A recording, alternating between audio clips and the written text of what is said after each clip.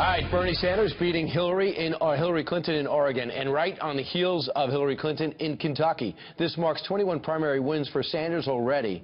So if Hillary Clinton loses, how is she winning? Here to weigh in is our political panel, GOP strategist Eric Beach, and of course, Heat Street political editor Jillian Melcher, and Democratic strategist Evangeline Gomez. First with you, Eric. Why do you think that they're having this much trouble on the left? This never was supposed to be this way. Yeah, well, who would have thought that at this point in time that it would be the Democrats that were fractured going into their own convention?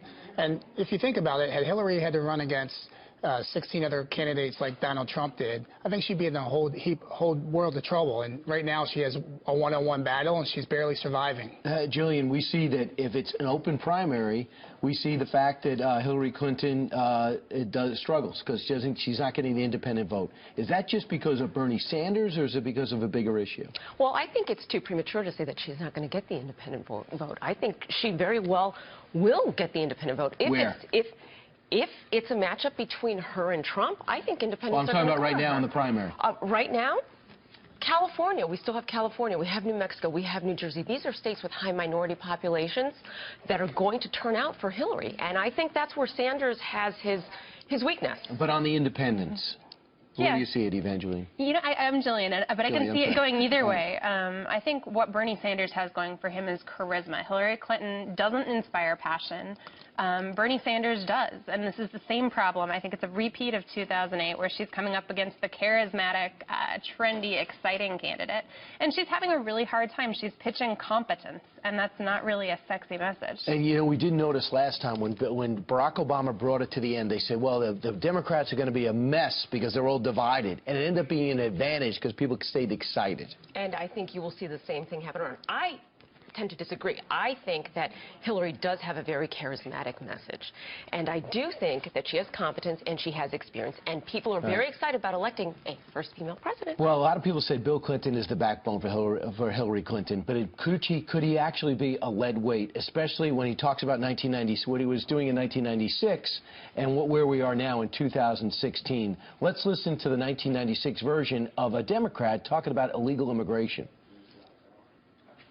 This administration has taken a strong stand to stiffen the protection of our borders. We will build a wall. It will do what it's supposed to do, keep illegal immigrants out. And tonight I announce I will sign an executive order to deny federal contracts to businesses that hire illegal immigrants. What are we going to do about illegal hiring? You can be very, very strong. It could be a huge financial penalty. Eric, it sounds so familiar, the Trump message and the Bill Clinton message, who's the lead surrogate for the 2016 Democratic frontrunner. That's absolutely right. I mean, even think about going into his campaign, Bill Clinton, I feel your pain. Donald Trump, make America great again. And these themes of the entire campaign really resonate with the American people. It's a populist message, and it's a message that has both Democrat and independent appeal. Jillian, is that a problem? You know, I always loved hearing the Clintons' selective passion for the law. That's kind of an interesting thing. But I think, you know, this harsh protectionist stance on immigration has long been a Democratic Party stance. I'm a conservative. I believe in a free market for labor. I think immigration laws should be enforced, but at the same time, I want people who want to come here and work to have the opportunity to work. And I don't think Trump speaks for the entire country. Evangeline?